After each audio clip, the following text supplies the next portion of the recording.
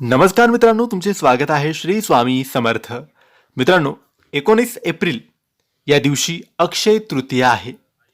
अक्षय तृतीया येण्याआधी तुम्हाला तुमच्या घरामध्ये या 3 वस्तू आणायच्या आहेत आणि या 3 वस्तू जर तुम्ही तुमच्या घरात आणल्यात तर साक्षात लक्ष्मी तुमच्या घरात येणार आहे.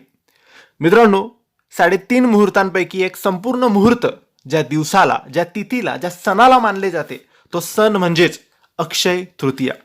असं मानलं जातं की ह्या दिवशी आपण कोणतीही वस्तू घेतली त्या वस्तूमध्ये कधीच कमी होत नाही, ती वस्तू कधीच आपल्याकडून जात नाही, उलट त्यामध्ये नेहमी वाढ होत राहते. म्हणून भरपूर लोक या दिवशी सोने चांदी खरेदी करतात, जमिनीचे पैशाचे व्यवहार करत असतात. परंतु सगळ्यांना असे मोठमोठे व्यवहार, मोठमोठ्या वस्तू घेणं शक्य नसतं.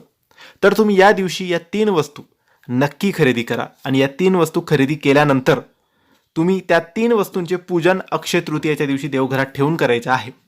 या 3 वस्तू तुम्ही अक्षय तृतीया येण्याआधी सुद्धा खरेदी करू शकता, पण पूजन मात्र अक्षय तृतीयेच्या दिवशीच करायचे आहे. आता या 3 वस्तू कोणत्या?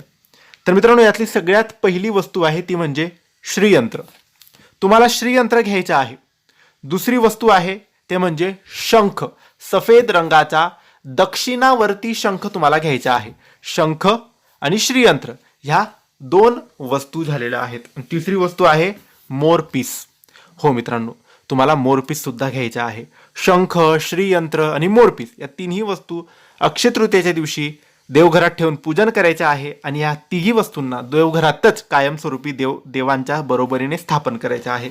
ज्या घरामध्ये या 3 वस्तू असतात त्या घरामध्ये लक्ष्मी कधीच रुष्ट, नाराज होत नाही. त्या घरातून कधीच लक्ष्मी जात नाही, उलट त्या घरावर लक्ष्मी नेहमी प्रसन्न राहते.